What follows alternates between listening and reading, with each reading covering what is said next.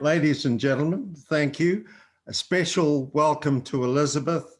And I'm speaking from Waikanae Beach, otherwise known as Paradise, on the west coast of New Zealand, in the North Island. And it's been a glorious day. And thank you for the opportunity to give this talk. Haig and his Dominion commanders, but really the key is the subtitle, The Evolution of Professional Citizen Armies on the Western Front. And it's hard to read the caption on that, but essentially it's a Tommy general speaking to a New Zealander, a member of the Rifle Brigade on the Somme in 1916. And he's saying, are you an engineer or are you one of those digger fellows? And of course, we can have an immediate argument over the who used the term digger first, but let's have a look at that. I hope you can read it. And what nationality is the writer? You can't speak, but it's interesting, isn't it? Poorly trained and cared for, often very poorly led.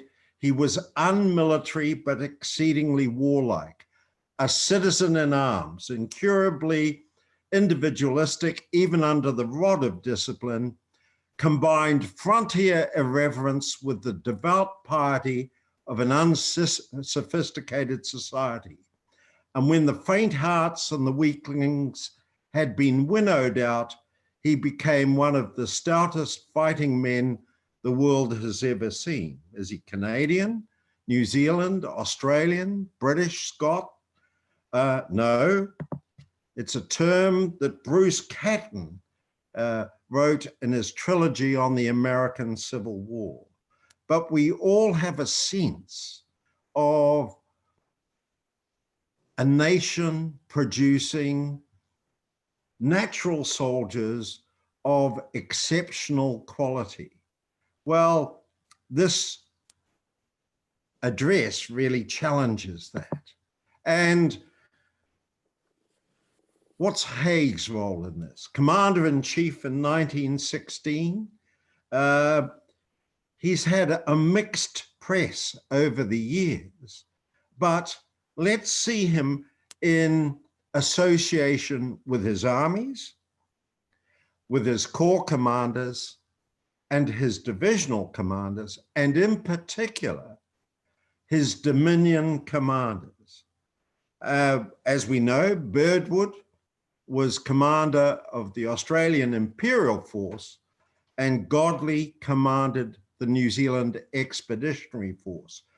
But we're going to reach down through that level to look at the Dominion commanders who developed and were appointed as the war on the Western Front progressed. And looking at Haig's armies, from a very small British Expeditionary Force, expanded to 5 armies numbering 1.7 million by 1917. And if you look at what Haig said about his armies in March 1916, I have not got an army in France really, but a collection of divisions, untrained for the field. Most of the regular divisions had had extensive losses in the fighting, late 14, early 15, and now he had to resurrect and expand his armies. And so the actual fighting army will be evolved from them. And in early 1917, he briefed Allenby, who was now placed in command of one of those armies. I discussed the merits of the 18 divisions and their respective commanders who will be under his orders, so that the best commanders may be given the most difficult tasks. And that's the nub of this talk. You pick your best men and you give them the hardest jobs, because whatever level of command they are, it flows downward from their talents. And so if we look at the dominions, they're a force within 5 armies numbering 60 divisions. And as I mentioned, 1.7 million men by the beginning of 1917. And the first on the spot in 1915 is the Canadian Corps. And it's interesting, when in the week that the Anzacs land on Gallipoli, the newspapers around the empire are full of the achievement of the Canadian Corps in holding the line in the first gas attacks at Ypres. And then in 1916, in April, May, Birdwood's 1 Anzac Corps, including the New Zealand division, arrives, followed by Godley's 2nd Anzac Corps. And this will be our focus. And within that, we have the New Zealand division, never large enough to form a New Zealand Corps. And interestingly enough, when we look at the Canadian Corps and the 2 Anzac Corps, 1 Anzac really becomes the de facto Australian Corps. 2 Anzac, usually in 1917, has Monash's 3rd Australian Division, and usually 2 British divisions. And the New Zealand Division in 1916 fights the Somme under 4 Corps, a British Corps. In 1917, it fights with Monash's 3rd Australian Division as part of 2nd Anzac, but again, in the fighting in 1918, it is really like a typical British division. It's placed under a British Corps and fights through 1918 as part of that British Corps. Now, it's an interesting painting. John Singer Sargent's painting of some general officers of the Great War. And you can see Haig highlighted there, surrounded by his army commanders, Plumer, Horn, Wallinson, Byng, Birdwood. I think Birdwood's position to Haig reflects their relationship. And in that painting, you have the commanders in the various theaters, the chiefs of Imperial General Staff, French, and behind his left shoulder, or on the right as you look at it, you can see the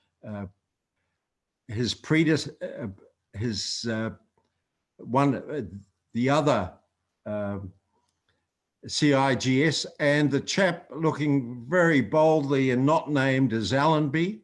But what I'm interested in is Curry, Monash, and Russell. Look at Curry. Look how he's positioned in this painting. Godley, the commander of the New Zealand Expeditionary Force, isn't there. So Ian Hamilton is not in the painting.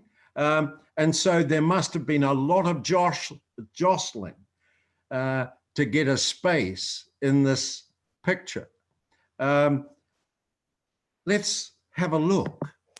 Monash, a sense that he's included at the last minute because suddenly they realize we have to have our Australian Corps commander. Look at Russell. Once again, poking over his head over the shoulder of Plumer and Wilson. And then, as I mentioned, Curry, standing almost, not quite, in the front rank. And why? Well, he's appointed to 2nd Canadian Brigade in September 14. An auctioneer, real estate salesman, a most unmilitary looking man, but superb tactical brain. He's appointed command GOC 1 Canadian Division in September 15, and at the age of 41, he is the first territorial militia officer in the BEF to be appointed a corps commander in May 1917, as Byng, the previous Canadian Corps commander, is promoted to command of an army. Let's have a look at Monash.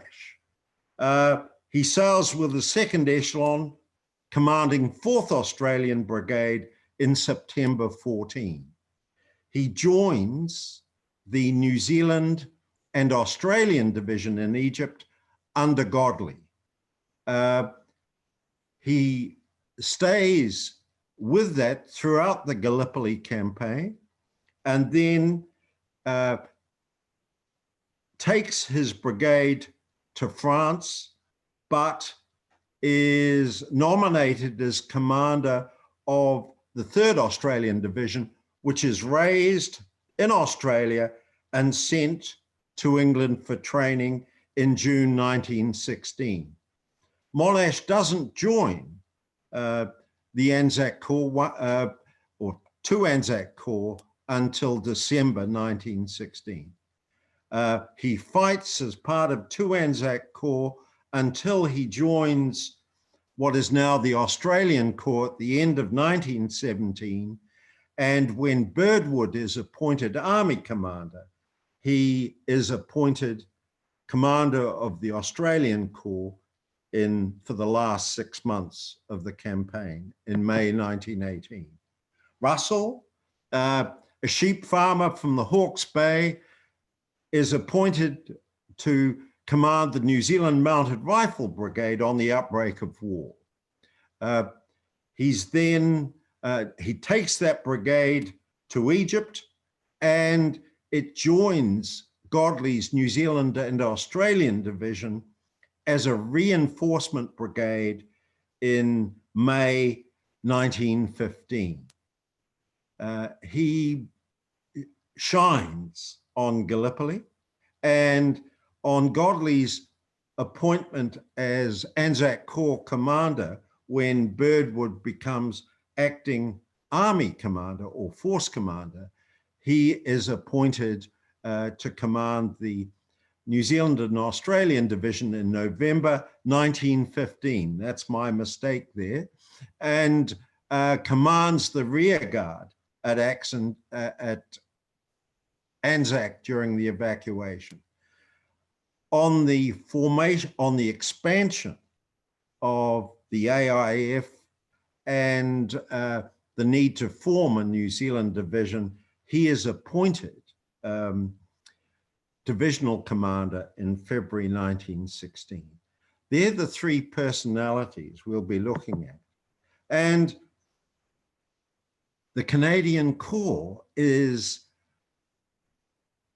a much more experienced formation than either of the 2 Anzac Corps when the 2 Anzac Corps arrive on the Western Front at Armentières in the nursery, as it was called, in April, May 1916. And there I've listed the theatres where we see our Dominion Corps, the Canadians at Ypres, the Anzacs initially at Armentières, the Canadians at Vimy, north of Arras, the Australians at Bulcourt in early 1917, and then the commitment of all in the Somme, first on the Somme in 1916, and then again during the German March offensive in 1918,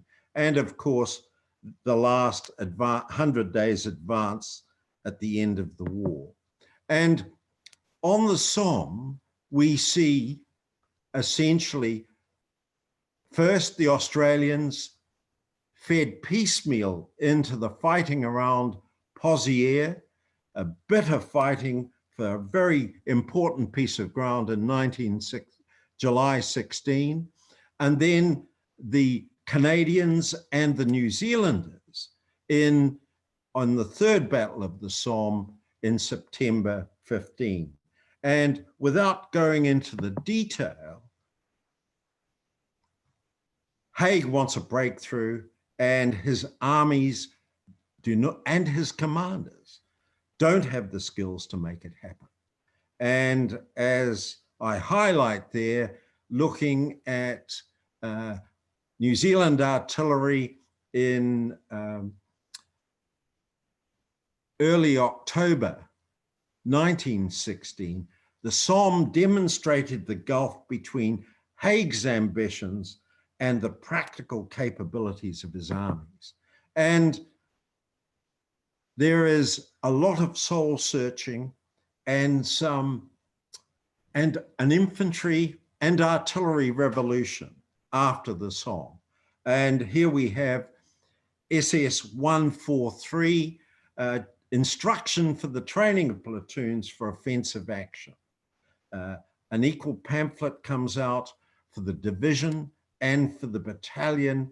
And this is a very important guiding document because it establishes a framework for Haig's armies to build on.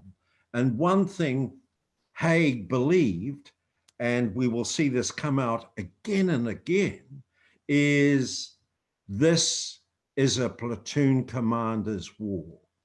If the platoon commander and his NCOs are trained and they train the men, then everything else will fall into place. And you'll notice that this is not a Canadian or an Anzac quote. It's from Ewing's History of the 9th Scottish Division, because it's important to look at army-wide. This is not just happening, this is not just a light bulb turning on in the Dominion forces. It's an army-wide realization that training is all important, and it's training in maneuver. Trench warfare is static, but if we want to drive the German forces out of France, we have to make fire and maneuver work at every level. And so, and there were very good divisional commanders working like the Australian, the New Zealand, and the Canadian divisions to see a way forward.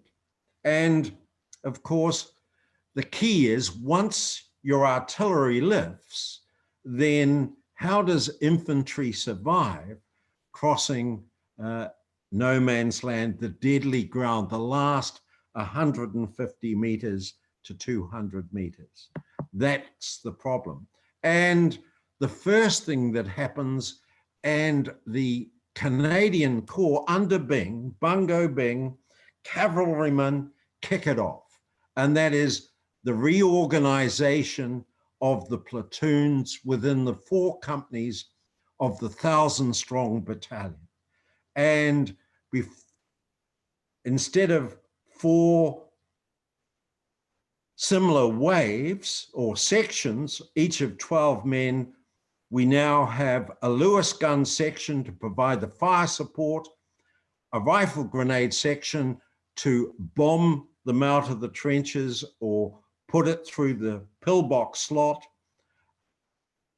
bomber or grenades, and riflemen with bayonets to do the charge. And so that's the way forward. And critical to this is the innovation and thinking of Lieutenant General Byng, who is commanding the Canadian Corps. And one of his outstanding divisional commanders is Arthur Currie, real estate salesman, interesting person, embezzled his territorial regiment's band uniform fund and hasn't repaid it when he goes off to war. And finally, it gets repaid by the Canadian government surreptitiously, because they don't want to lose someone who is proving to be an outstanding soldier. And Currie visits with British officers the French at the end of 1916 and comes back with these lessons: the need for thorough preparation and planning with careful staff work, maintaining the element of surprise, which is everything, a high rate of training in the infantry. The infantry must be trained in fire and maneuver, and you have to find a way of doing that while you're in the trenches. And so you have to be innovative. And of course, the key to trained infantry is trained individual infantrymen before you can start your section and platoon training. And what you want to achieve, as the French have found out, is storm troops on a large scale. And if we project forward to the German March offensive, here you have the elite, the German storm troops. They take the elite out of the larger German army. Currie comes back with the belief that everyone has to be capable in every weapon and perform army-wide. And the belief is, of course, that if you're stuck, you can ask for artillery. He said, Currie said, and Byng supports him, our troops must be taught the power of maneuver. And once the artillery support has to stop because they're getting close to their own troops, they have to employ their own integral battalion weapons to keep moving forward. And we will see this develop with the Lewis machine gun, which is the key, Vickers machine gun teams, their medium machine gun, and also the 3-inch mortars that become the integral fire support weapon within the battalions, as do the rifle grenades in the infantry sections. But and it's first shown at Vimy. Outstanding success, but built on those principles. And there we see the Canadians on the ridge. The French had bled themselves white trying to take Vimy Ridge, and now the Canadians, with careful planning, had achieved it. An outstanding success. And this saw Byng promoted to army commander. And then this is where Haig, who made it his job to visit each formation before each attack and be briefed on the planning and the preparation, have a high regard for this unmilitary-like man in the form of Arthur Currie. A Canadian Corps commander is a highly political appointment, and Haig preempts the Canadian government by selecting Currie. And so, as I mentioned, he's the first Territorial Corps commander, 41 years old, real estate agent, corpulent, unmilitary appearance, always looked like a sack of potatoes, but he's got a superb tactical brain, and we'll see him show it throughout the war, and he becomes the outstanding corps commander in the BEF. And parallel to this, Vimy is in April. The Australian, one Anzac, winters in the Somme, terrible battlefield, and in Gough's army. And Gough wants to take advantage of the German withdrawal to the Hindenburg line and pushes one Anzac to follow up. And unlike the Canadians, unlike the New Zealanders, unlike Monash's 3rd Australian Division, who have now joined 2nd Anzac, they've had no time for training or to pick up the lessons of the Somme, and they're committed to following up and get involved in Bullecourt. And it's a series of disasters, really. And while eventually a status quo is reached, it's a low point in the experience of the AIF. Now, at the same time, Haig is looking at how to mount his Flanders offensive, and here you see him with Daddy Plumer, a marvelous Colonel Blimp figure, but once again with Tim Harrington, who is his Major General Staff, a superb pair who are preparing to take the Wichat Messines Ridge and have been preparing for 12 months as a preliminary to mounting an offensive from the salient, the Ypres salient. And you note the subtitle, The Pleasure of Working in 2nd Army under Daddy Plumer. And it was a pleasure because it's a happy ship and a demanding ship. They have a training philosophy that involves every formation within 2nd Army. And one of those formations, there's Lieutenant General Alex Godley commanding the New Zealand Expeditionary Force when Haig is visiting the New Zealand Horse Show. And Godley's 2nd Anzac Corps is a mix. You've got what is now a reasonably experienced New Zealand division. There is Russell inspecting a platoon. He expected his platoon commanders to know the name of every man in the platoon, and he really doesn't have a nickname other than the general. And if you imagine a few people called him something else, you know, a bloody bastard, because he was so particular and demanding, because nothing else would do.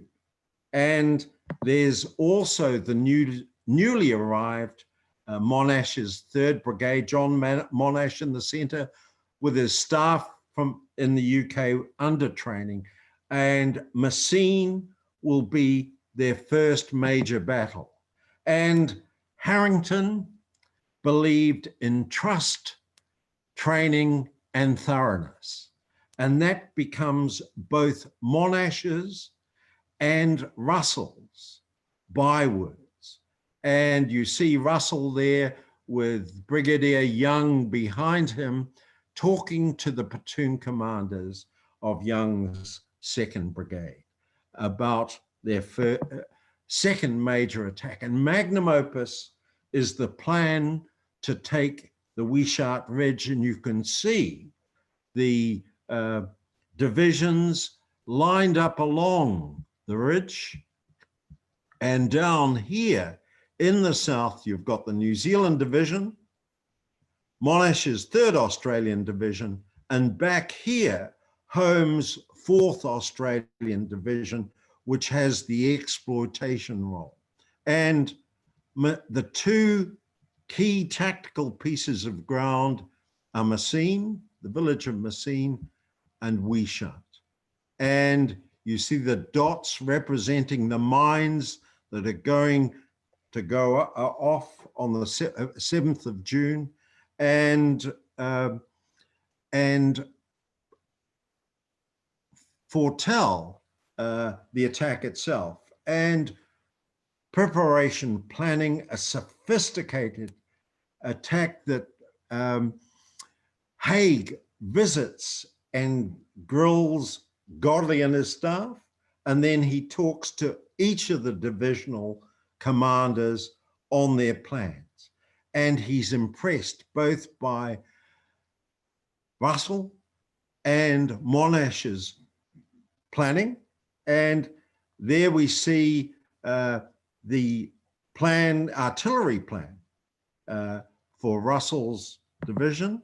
And they've been practicing over the same piece of ground again and again. And there in the Lumba training area, they found a patch of ground that exactly matches Messines. They've spit locked out, marked out all the trenches and the pillboxes they'll have to attack.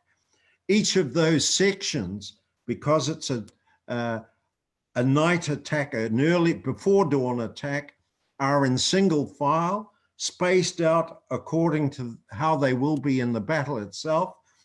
Note the mortar tube being carried by the section nearest to you, because that's going to provide the close support artillery, and the section commander is at the front because they will go forward in single file, making their way through the shell craters and the wire, and then spread out and attack on his command. And they've been on the high ground looking forward to see what piece of ground they have to attack. And note the yellow line to the east of Messines itself. When Haig talks to Russell, he says, shouldn't you be taking the village in stages? But Russell says, I want to grab the far end and hold it, and then send only enough men into the village that can find shelter in the cellars and dugouts, because I've got 2 hours to do it before the German counter bombardment have moved to their alternate positions and start firing. And so Russell ignores Haig's suggestion, but gives him a reason why. And Haig is very impressed. As he says, operations today are probably the most successful I have undertaken. And he notes that when he visits, Russell was holding Messines with many machine guns to great depth, all our troops being in positions around and outside the village to avoid shell fire. And that's on the 9th of June, 2 days after the battle started. And he's equally impressed by Monash. And Birdwood told me that the commander-in-chief had a very high opinion of my division and of me personally, and had gone out of his way to express himself in terms of praise of my work. And that's on the 3rd of August. And so you've got 2 shining stars. Russell has already built on his reputation on the Somme, and now Monash joins him, and Godley believes that these 2 divisions are the key to his offensive success. And both Monash and Russell believe in sound administration, sound discipline, and training, and all the preparation and practice that they can fit in. And Haig and Curry have a similar relationship. It sparks, but Haig knows that in Curry, he's got a different but exceptional commander. And see Curry's favorite quotation: thorough preparation must lead to success, neglect nothing. And if there's one other person or two other people that could have the same quotation, it would be Monash and Russell. And Curry's masterstroke is during the battle of the salient, the breakout in August, because he's asked the Canadian Corps under Horn, in Horn's First Army, is asked to put pressure on Long to stop reinforcements being drawn up into the Ypres salient. And Curry goes forward, studies the ground, and argues that he needs to change the objective. It's not the village of Long, it's Hill 70, where that green arrow is, because that's the key tactical ground.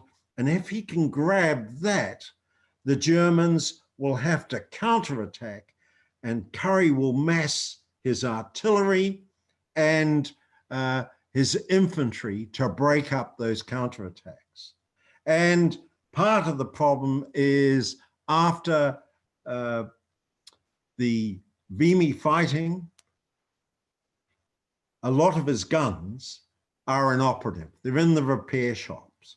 And he said he's not prepared to attack until he's got all the resources he needs. And Haig says, I'll see what I can do, but in his diaries, he grumbles. And there's that lovely quotation, but the Canadians always open their mouths very wide. They demand everything. And it's not the Canadians, it's their boss, Arthur Curry. But he repays them in spades. The Hill 70 is taken.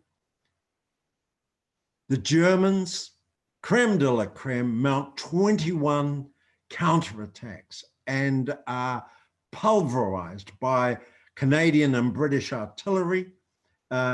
Casualties amount to 25 to 30,000 against 9,000. Heavy losses for the Canadians, but he achieves the effect. And Haig writes, the experience and training of the past year has done wonders for the Canadians. They feel that they can beat the Germans every time. And obviously he sees Curry and the way he is training and bringing through his divisional commanders as key to this. And as we know, Gough's failure at the start of the Third Battle of Ypres sees Plumer sent in to take over the offensive. And as part of that, Plumer's Second Army and the Australian and New Zealand division after Messines and after Bullecourt are training for a war of maneuver against a changed German defensive doctrine, which is the Swiss cheese of pillboxes and depth and counterattacks by specially trained forces when the Allies get stuck in this pillbox defense. And it's artillery coordination on a large scale, infantry battalion organization that we've seen already used by the Canadians and during the Messines offensive. platoon fire and movement drills, and now an increase in number of Lewis guns, using how mortars will be used as part of the offensive operation, and limited attacks so that you don't outrun your artillery support during with the threat of German counterattacks. And preparation, planning, and rehearsals. And Haig visits the Canadians, who are now training with Byng for Cambrai, the first big tank attack, and also the Australians under Birdwood, and the Australians, British, and New Zealanders under Godley.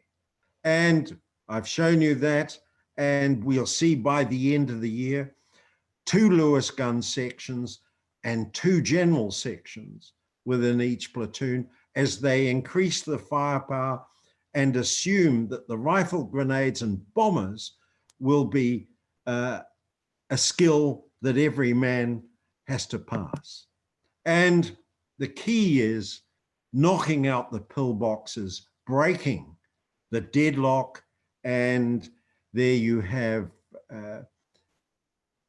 Haig's quote, "This is indeed a platoon commander's war." And if you look at that page on SS 143, the platoon in the offensive, you will see there's new additions coming out and showing how a platoon will maneuver to knock out the pillboxes in the Ypres salient.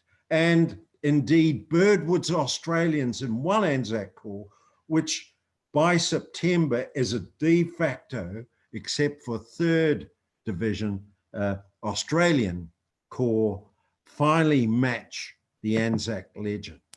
And one thing that Haig can't understand, though, is the national aspirations. This is a quotation that after he's met with Keith Murdoch, son of, who is an influential journalist, friends with Australian politicians, who talks about the wish in Australia to have their 5 Australian divisions as an army.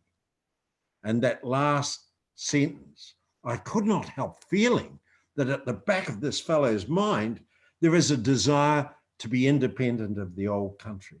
And that's Haig. And he also can't understand, if Russell is commanding the New Zealand division, why does Godley have to command the New Zealand Expeditionary Force? National dominion, national administration and command is a mystery to him. He sees them all as part of the British Army. And we see a series of superb Australian bite and hold attacks as part of Second Army. And the first is the Battle of Menin Road on the 20th September. And you'll see at the bottom, the 5th and 1st Australian Division. And that stands for a wood these days. There's the outskirts of Polygon Wood, and the Battle of Polygon Wood a week later, and there again, 4th Australian and 5th Australian, with British divisions successfully edged forward, and you can see the high ground, barely noticeable, but very important in terms of the main German logistic railway line at Passchendaele in the top right-hand corner. And so 2 successful, very successful battles, and Fred Leitz's paintings of an Australian platoon taking out a pillbox, and there you see the platoon commander being shot, slumping down for an act that will earn him the Victoria Cross. And finally, on the 4th of October, both Anzac Corps attack side by side at Broodsend on against the Broodsend Ridge, and you'll see New Zealand Division, 3rd Australian Division, 2nd Australian Division, the 1st Australian Division, and the 5th Australian Division attacking side by side in what Haig believes is a breakthrough battle, that the German defense is now tottering. He's almost up to the high ground, and Birdwood says, "This is the 3rd battle my people have fought. We're running out of steam."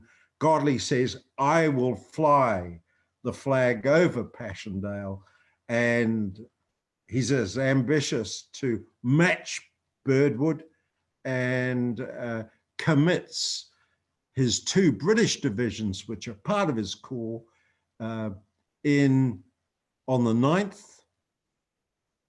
And the problem is, it starts to rain, and gunfire always seems to bring on the rain. And you'll be able to look at that quote in some detail, because when it's published online, Russell said, "Outstanding success, but we're bogged down in the mud. The main enemy isn't the German, given their scant resistance in this battle, it's the mud, and we've got a very muddy time in front of us."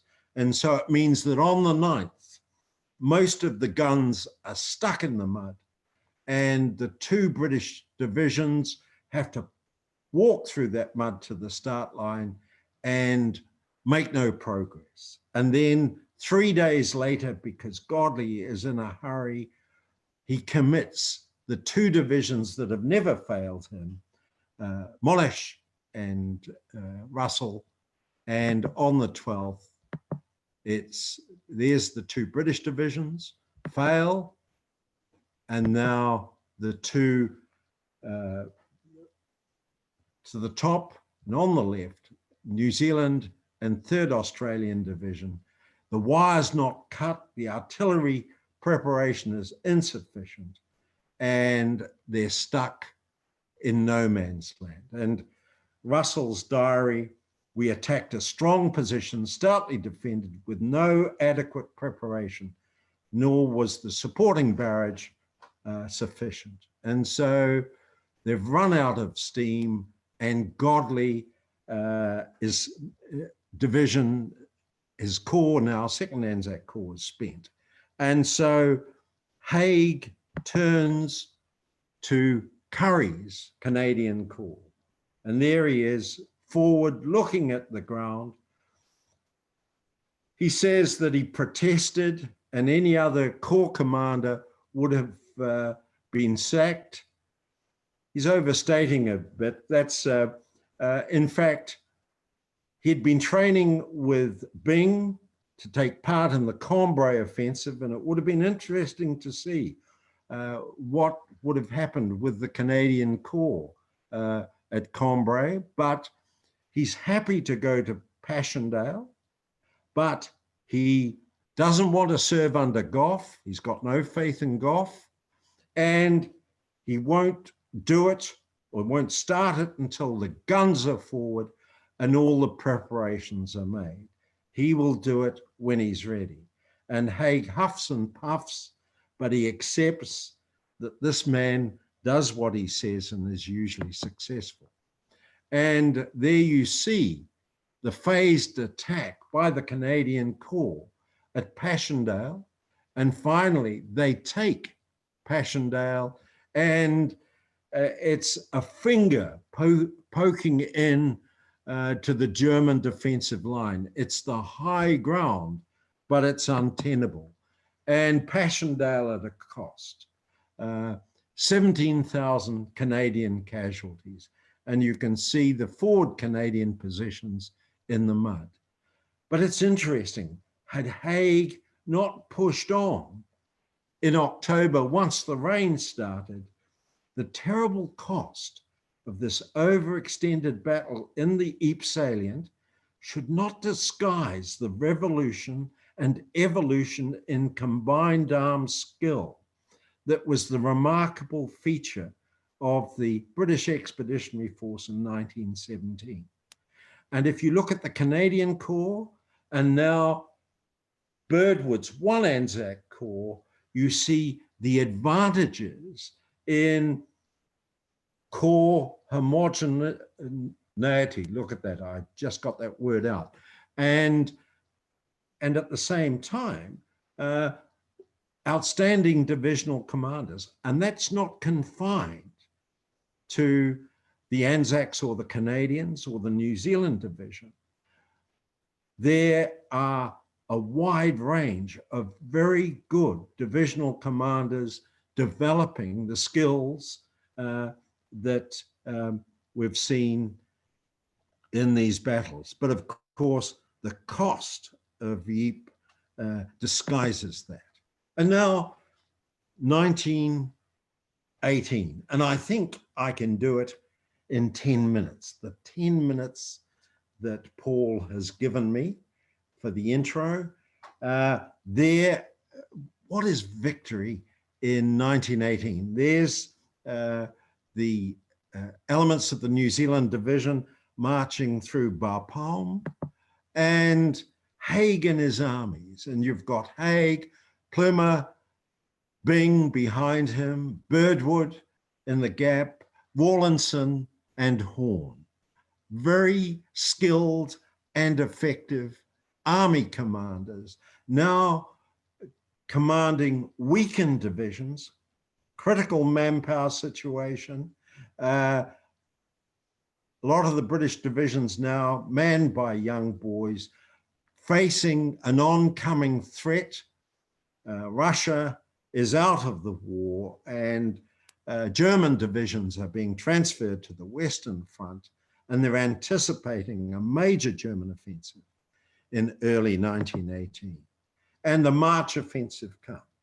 And of course now Monash has moved his division as part of the 5-division Australian Corps under Birdwood. And the Canadians regrouping, and suddenly everything is split asunder as they're raced pell-mell to assist, excuse me, Gough's 5th Army from being broken on the Somme. And there's Mallet, the Whippet tanks, and the Canterbury Battalion of the New Zealand Division racing along with Australian brigades to plug that gap. And Currie's Canadian Corps has had interesting developments over Christmas 1718.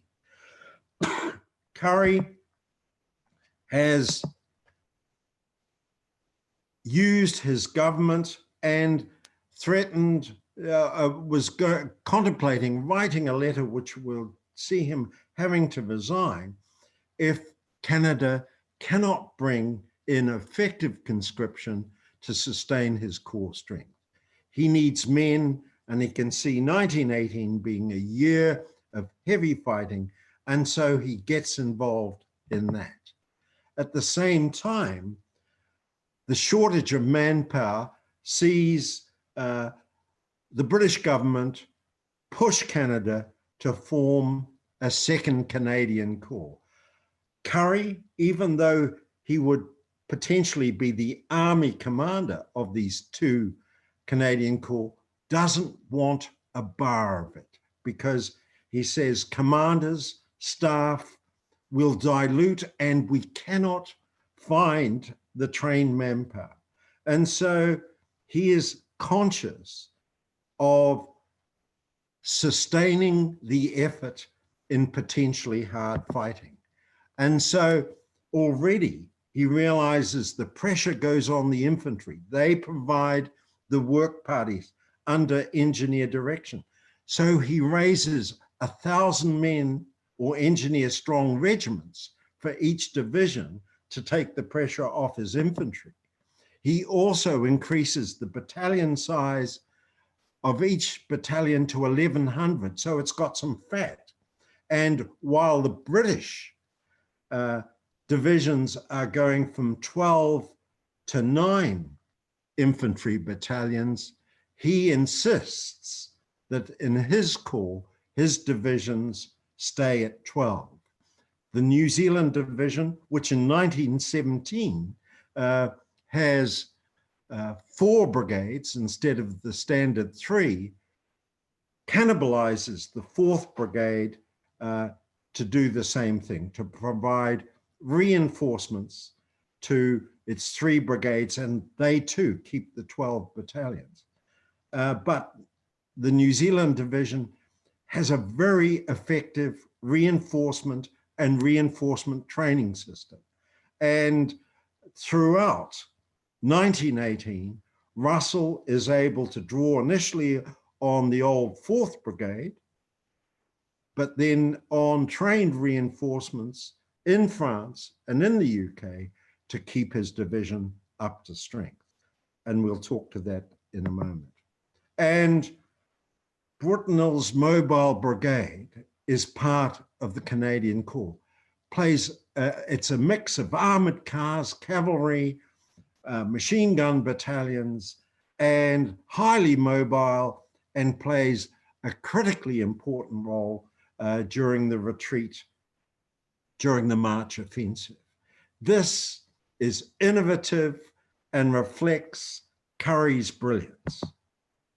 And when his corps is split, he goes out on a limb and insists and said he will bring in his government and prime minister to support him to ensure Canadian Corps unity.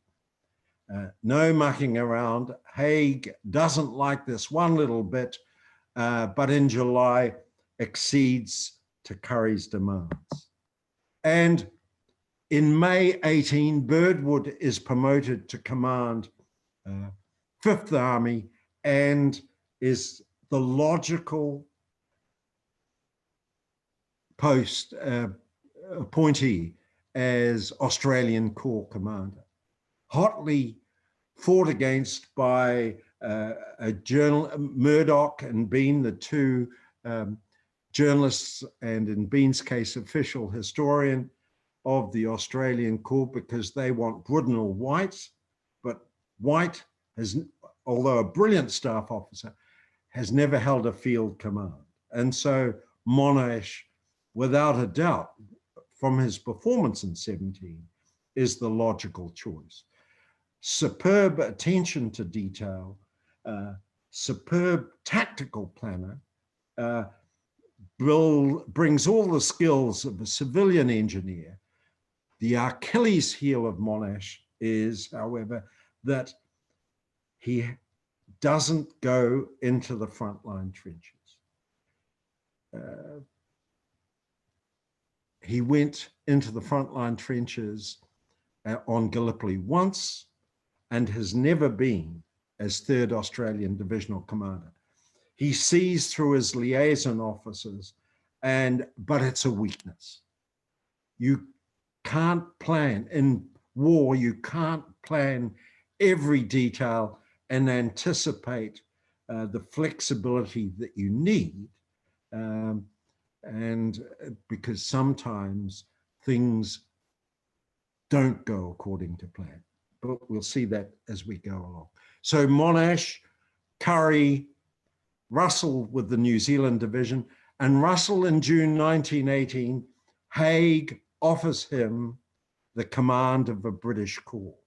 But by June 1918, the British corps consist of weak divisions, often 6,000 to 7,000 strong, young boys, partly trained, exhausted, first from the Ypres and now from the fighting in the German March offensive. They've stabilized, they've hold the line, and Russell, as the last corps commander off the block, knows he's not going to get one of the premier corps, and makes enough demands and says, I've also broken a bone in my foot, to stay with his New Zealand divisions, which, while Monash Australian Corps and the Canadians fight hard to build up the numbers, he has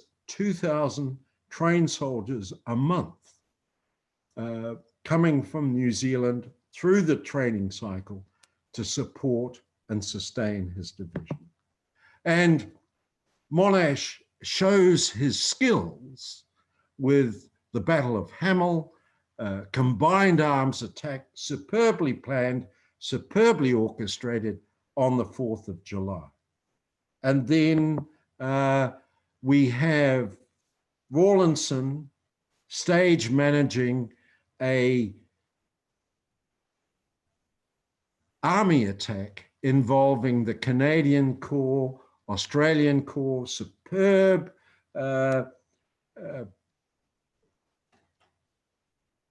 disguised movement of the corps into position. The British Third Corps is perhaps the best of the British corps.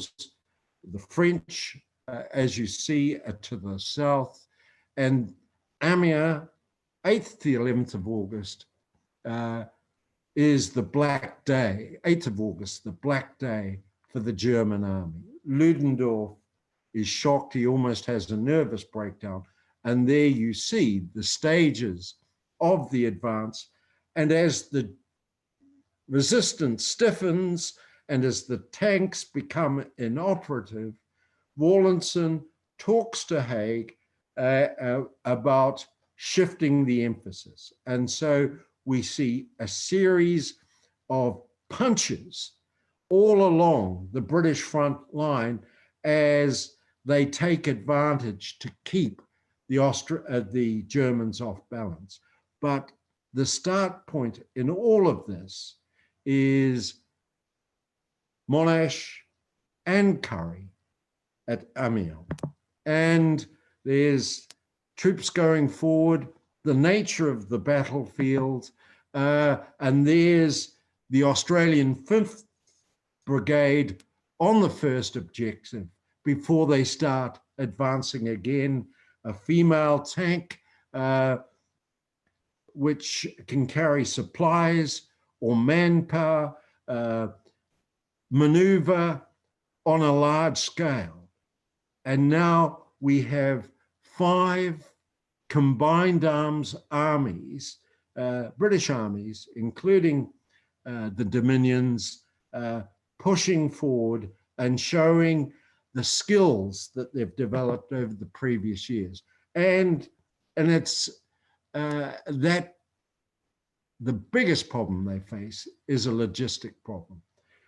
I always say, when you get into late September, October, have a look closely at the photos and see how many soldiers are smoking. Not many, because suddenly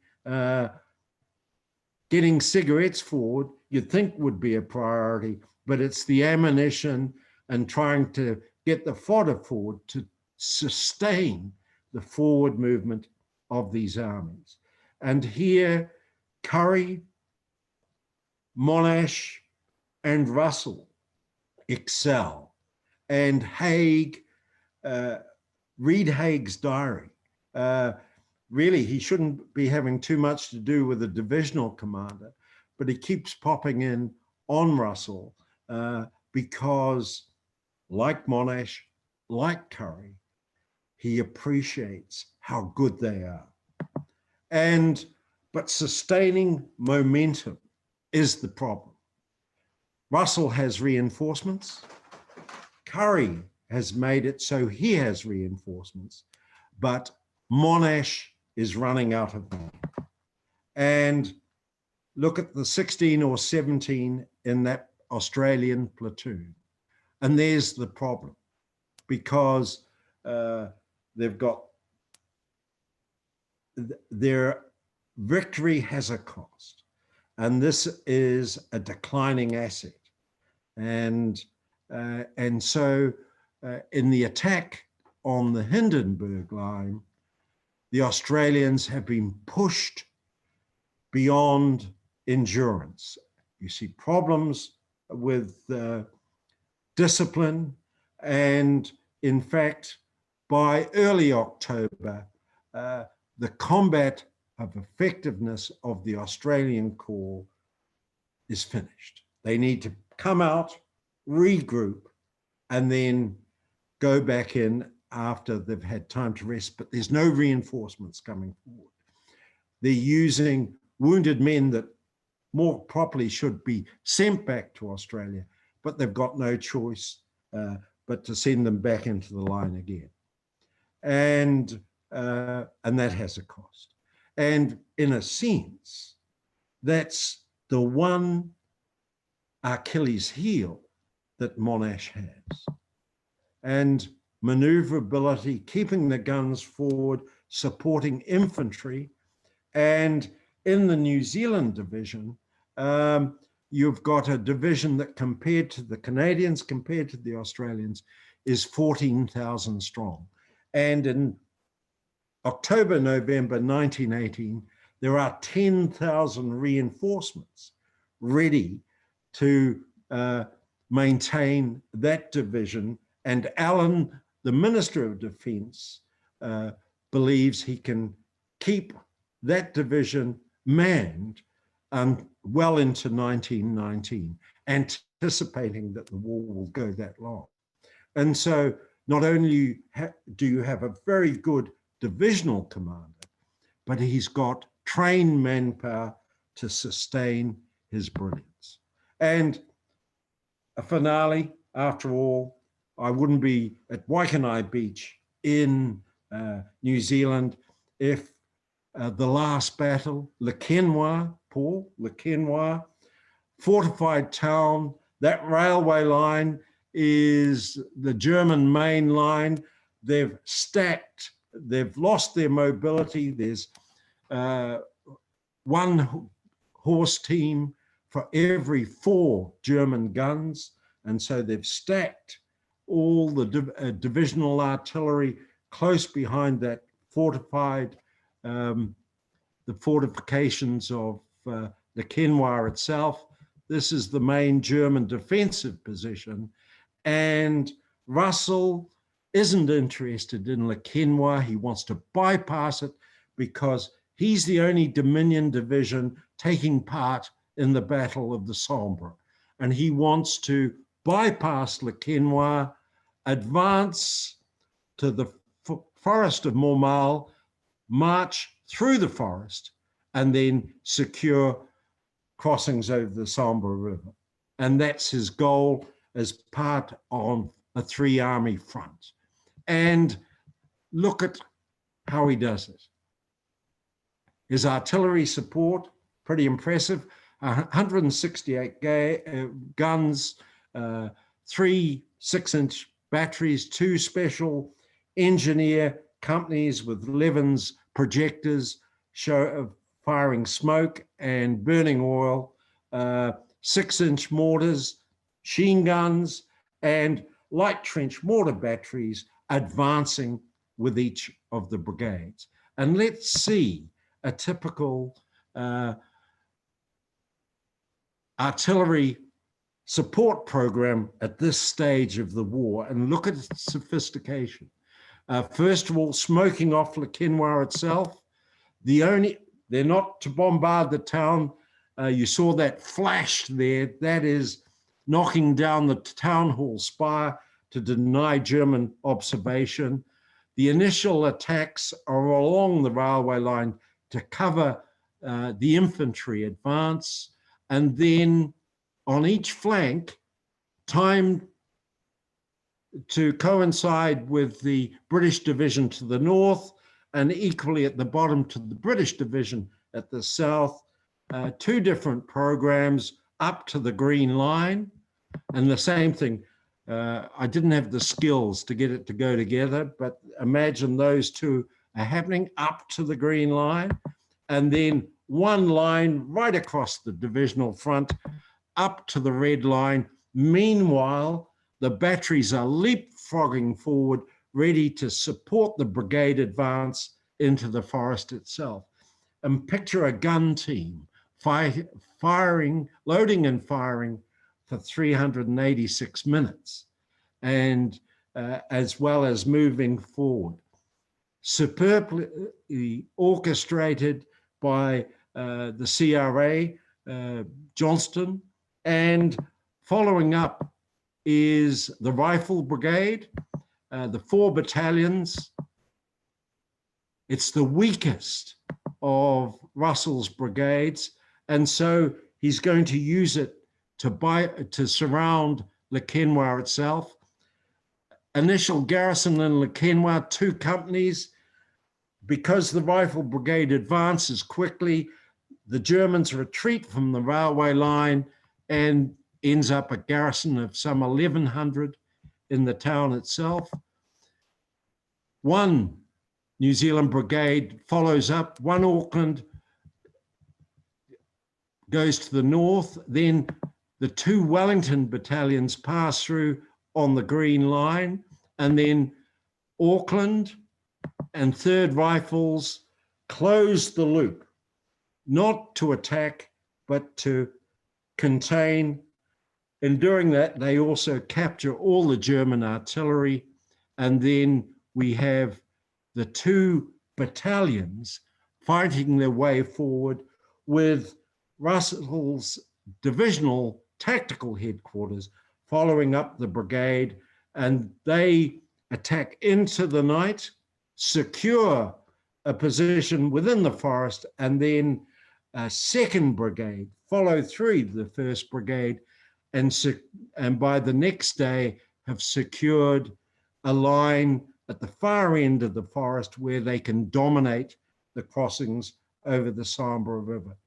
And by this stage, each of those brigades are the equivalent of what the infantry bayonet strength in Australian divisions at the time they're relieved in October. So you can have all the preparation and planning, the brilliance of commanders, but you also have to sustain the numbers. Currie could, Monash couldn't, Russell could. Not a command problem, not a command fault. And so, and also you've got 3rd Hussars and a troop of the Otago Mounted Rifles primarily to maintain communications. And so, wow, I went over time, apologize for that. It's not just New Zealand, Australian or Canadian success, which is what we sometimes want to believe, but what we see here from 14 to 18 is turning citizen armies into professional British armies and forged from the original BEF. To do it in wartime, an incredible task. And this is Haig's achievement, as I put there. The reality of success in war of the scale of the Western Front demands a sustained effort by professionals with the skills to coordinate, administer, train, and employ on operations vast armies. To achieve that in wartime with a citizen force is an expensive journey of trial and error involving enormous sacrifice. That it was achieved is a compliment to the to the Dominion commanders, but in overseeing it is Haig's principal achievement. Thank you very much. Thank you, Christopher. There are 3 constructive questions there. The first one is from David Martin. For what particular reason or reasons were New Zealand, Canadian and Australian troops consistently more effective than most British troops?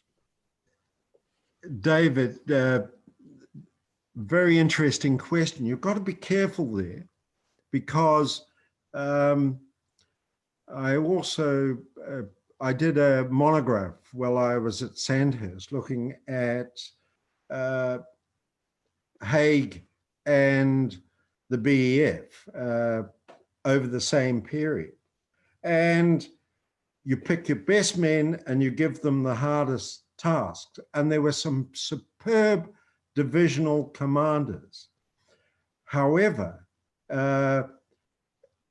and they followed the same, the best of them followed the same pattern as I've talked to there. The fact that you've got 4 or 5 divisions as part of the Canadian Corps and the Australian Corps gives you an advantage, because you've got a group of divisions in a corps that are trained to the same standard, and that gives you more punch, particularly if, as with the Canadians and in the New Zealand divisional case, you've got trained reinforcements and a training program that goes on throughout the war, whether you're in or out of the trenches. And as we see in 1917, one Anzac also achieves that, but the lack of conscription in Australia and the dependence on volunteers and the intensity of the debate within Australia itself means that the flow of reinforcements dries up. You're getting 18-year-olds who haven't fired a rifle arriving at the front, or light horsemen arriving in the Middle East who can't ride horses. And so the strain then goes on the soldiers already at the front. And if you look at the number of wound stripes in some of the photos, and you realize that men are being asked to do too much. And the planning, the careful planning that Allen, the New Zealand minister, went through to ensure that he could sustain that one division, and Curry's insistence on breaking up the division he's got in the UK and rejecting a second Canadian Corps, means that they could see it through. Doesn't matter how brilliant Monash is, if suddenly his battalions are down to 200 bayonets, there is a problem. And that was the case with the British divisions. They're cannibalizing, they're losing numbers, and they're trained, but after heavy losses, they're having to amalgamate brigades, and you lose your edge. And so, so I think that answers it. Thank you. Richard Crompton asks, Peterson, the Australian military historian, described a rocky relationship between Monash and Godley whilst they were serving on Gallipoli. How did this relationship develop through to Anzac, particularly at the Battle of Brunswick? Monash had no time for Godley.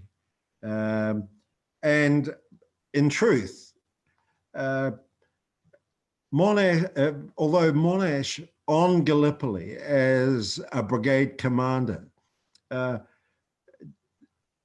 only goes into his brigade frontline trenches during the armistice, when they bury the dead in May. And he appears to have a form of breakdown during the August offensive, although the task his brigade is set was totally unachievable anyway. But he gets better as he goes up the command chain. But his Achilles heel is having a grip on the conditions in the trenches and how do you respond when things break down. He's a superb tactician and planner. He's got a superb staff. He trains great liaison officers, but I don't believe he had the same flexibility as Curry as a corps commander, who insisted on going forward and seeing from himself, and Russell, who as a divisional commander insisted on inspecting or visiting part of his front line every day. But Godley is a superb trainer and administrator, but a mediocre tactician. And yet,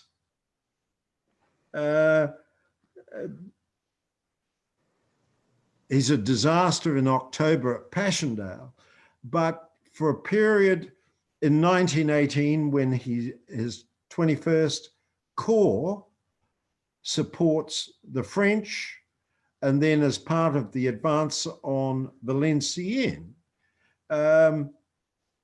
he performs satisfactorily. But certainly by after the 12th of October, it's obvious that Birdwood is going to, who is not a great tactician either, is going to get the Guernsey, and Godley is going to be a competent corps commander. But after the war, he becomes military secretary and ends up being a full general. So if you try hard enough, success comes. There are four further questions, and perhaps you can fit them in now, Colonel. Alan Atkinson states that in late 1918, what was the attitude of Dominion commanders to the armistice rather than pressing on to Berlin, as General Pershing would have preferred to do? It's interesting because it's mixed. Some want to finish the job because they believe that if they don't, they're going to have to fight the Germans again. And it is an armistice. It becomes a diktat. But I think in the main, everyone is conscious how exhausted the armies are on both sides, and the men have no doubts. All they want is peace. Thank you. Paul Cobb from the UK asks, it seems to me that pre-war preparations in New Zealand by Godley and James Allen and the New Zealand government resisting over-expansion of the New Zealand Expeditionary Force stood the new forces in good stead throughout the war. What is your That's view? True. The Samoan advance guard is planned in anticipation of a request to take a German Samoa because of its communications station with the German Asiatic Squadron. And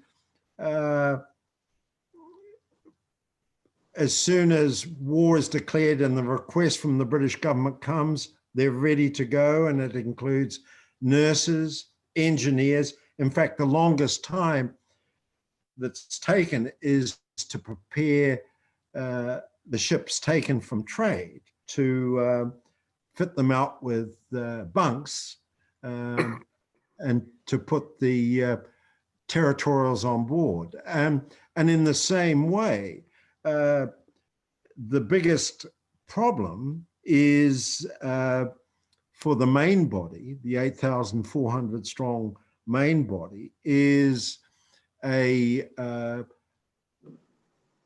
naval escorts for the convoys. And in fact, Massey, the New Zealand Prime Minister, when he's being pushed to accept what he regards as substandard escorts, threatens to resign and make the issue public And so the Admiralty and the British government backed down. And of course, when we see Sydney and the battle between Sydney and Emden, you realize it could have been a near-run thing if New Zealand had agreed to the initial requests that everything would be okay.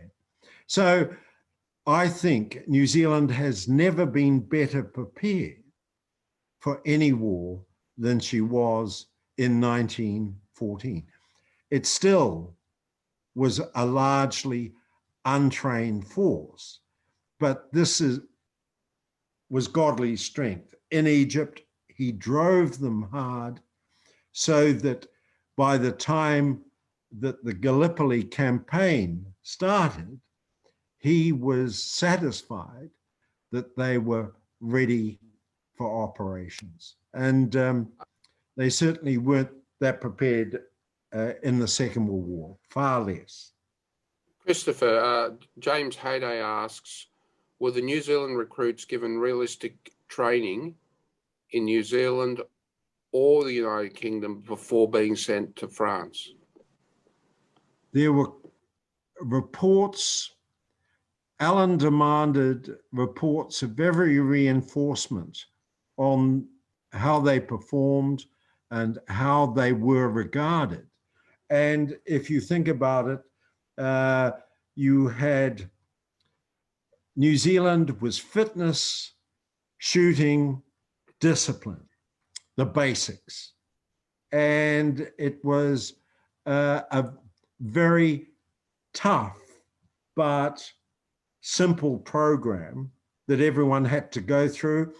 And when conscription, even before conscription, if you didn't pass the shooting or if you weren't fit enough, you were back squatted to the next reinforcement. And it was regular reinforcements of 2,000 every month. That became the norm.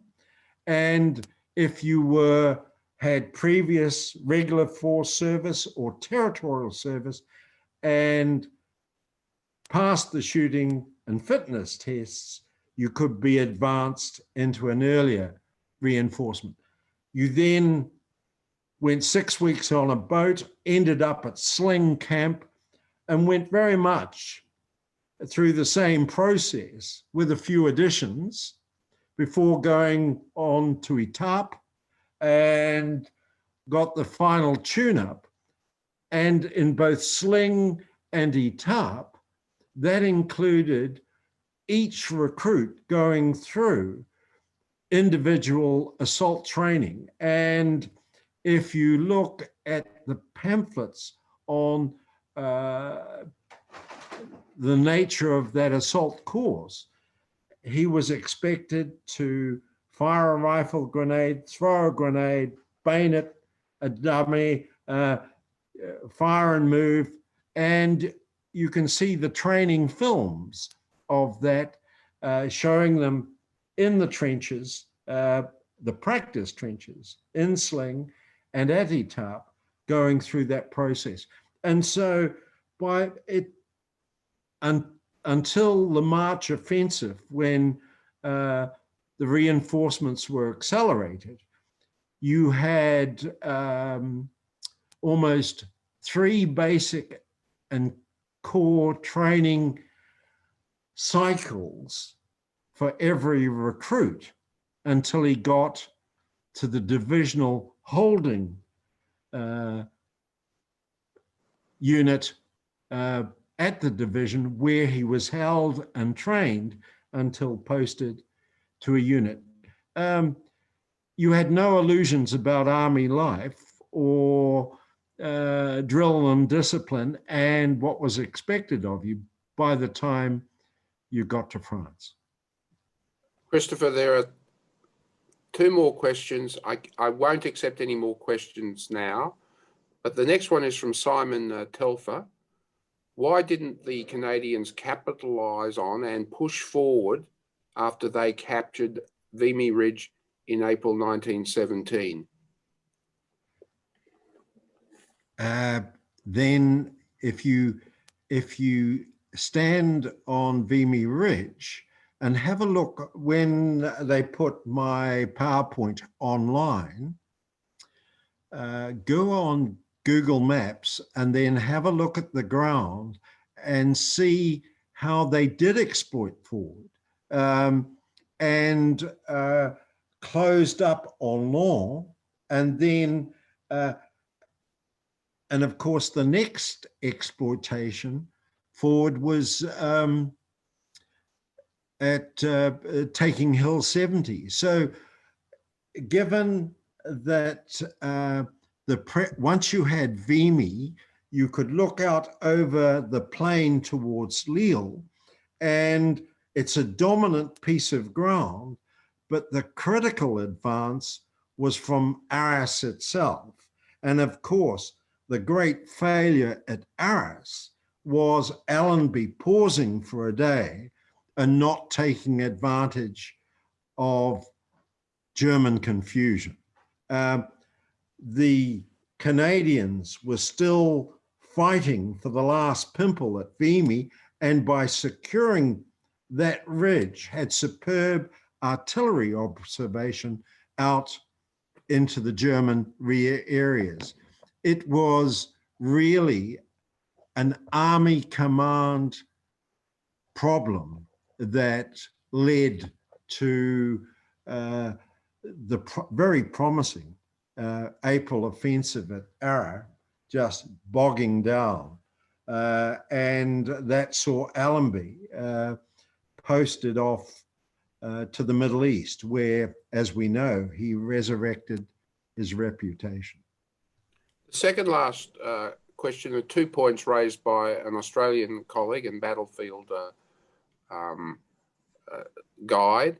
He makes the point that on the 8th of August 1918, the success of Amiens was compromised when the 3rd British Corps failed to achieve its objectives, and also that Monash was limited because he was not permitted to put Australians on both sides of the Somme River. Everyone jumps on Jacob's 3rd Corps. It's a difficult piece of ground, and while it was stronger than a lot of contemporary British corps, it had manpower issues.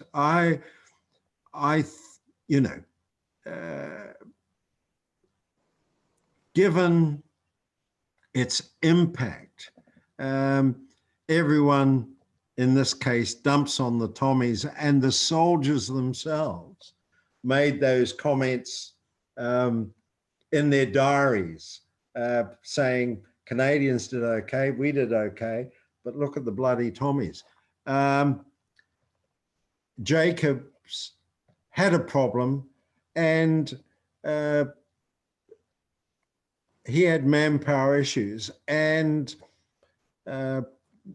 certainly didn't perform as well as the Canadians or the Australians, but it's a battle that really started the change. It was the turning point battle of 1918. And from being initially a pessimist, Haig suddenly has the whips out and realizing that his army commanders, and even though his armies are weakened and he's got major reinforcement problems, they have the capacity to outmaneuver what had been the premier defensive experts on the Western Front, and that was the German armies.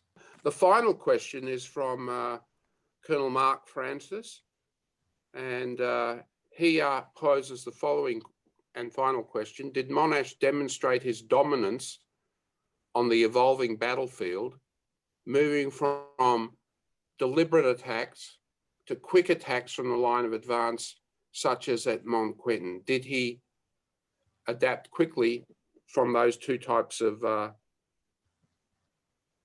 battle? It's interesting. Russell in 1918 said, towns and villages are obstacles to be avoided. It seems to me that, and it's Mark, isn't it? Mark Francis? Yes. Yes. Okay. Mark, you know, Peter Pedersen's biography of Monash is superb, and it stood the test of time. But if you read the Monash entry in the Oxford Companion to Australian Military History, I think the criticism that, and I think, and it's obviously written by either Peter Dennis or Jeffrey, hangs true. He tried to eliminate risk by the detail of his preparation and planning. Curry, he and Russell are very tired by this point. And if you look at the final attack by the Australian Corps on the Hindenburg line, it falls apart because I don't think he's flexible enough. Thank you, Christopher. I'm going to briefly open it up to discussion. Elizabeth, would you like to say something as chairperson of the New Zealand branch? I'd just like to thank Chris for coming and doing this this evening. That was fantastic talk. Thank you very much, Chris. My pleasure, Elizabeth. Let's go to Gallipoli when it's safe to. Yes, again. It's a long time ago, isn't it? Yes. Elizabeth and I have met 3 times, twice in New Zealand and once here. And Elizabeth has been instrumental in arranging the talk tonight. I'm obliged to her as I am to Christopher. Is there any other comments? I can see a lot of names I know there. I can see our senior member in Australia, David Greenhalgh. How are you? Silent. Now, is Chris Roberts there? No. Because we had an interesting email discussion.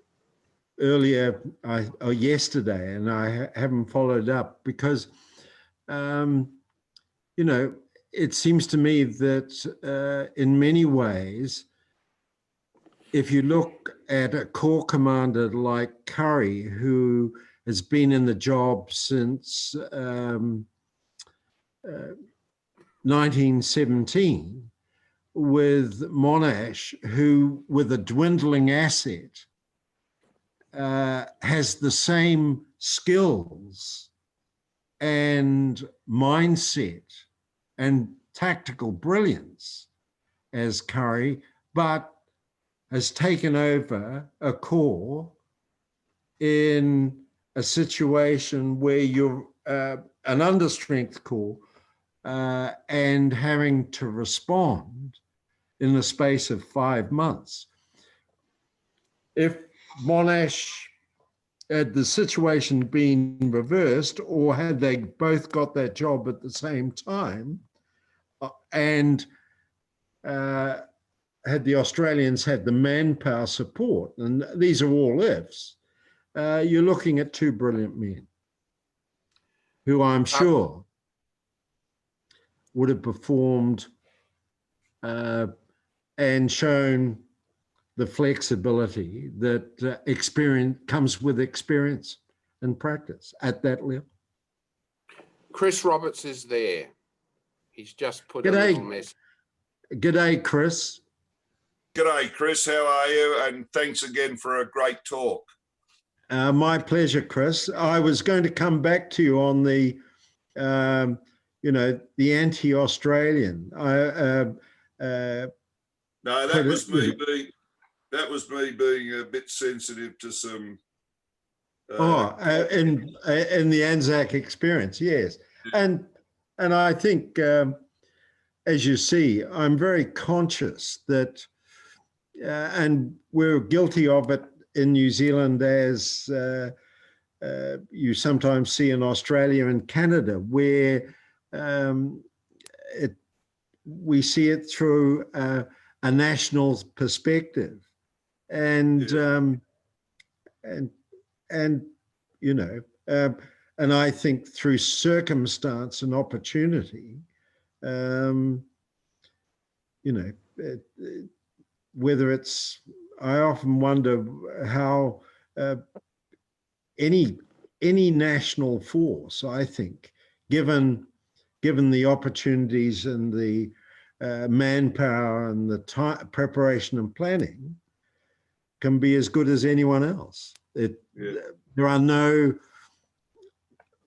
perhaps the Gurkhas are the only exception. I don't think there's any nation that are national soldiers, that are natural soldiers.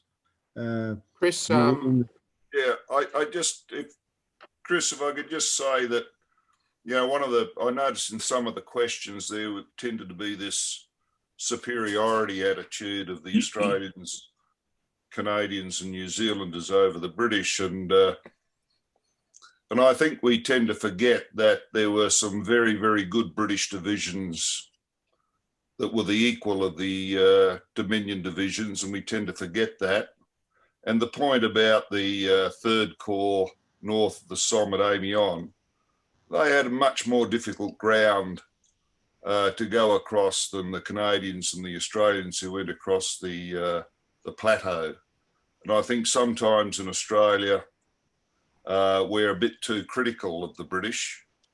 And in fact, if we read more widely, we would see that the British performed pretty damn well in a lot of areas, and a lot of their divisions performed equally as well as the Canadians, the New Zealanders and the Australians. Well, I think, that in reply, I talk to everyone and say, I just recommend your travel guide to the Western Front for the Anzacs that you and Peter Pedersen have written, because it combines that knowledge of the ground with a very deep knowledge of the operations, and it's absolutely superb. Thank you very much. And thank you to those that got up very early in the United Kingdom, those who stayed up very late in North America, and our good friends in Australia and New Zealand. Thank you, everyone, and good evening, and good night, and good morning. Bye-bye. Bye. Mademoiselle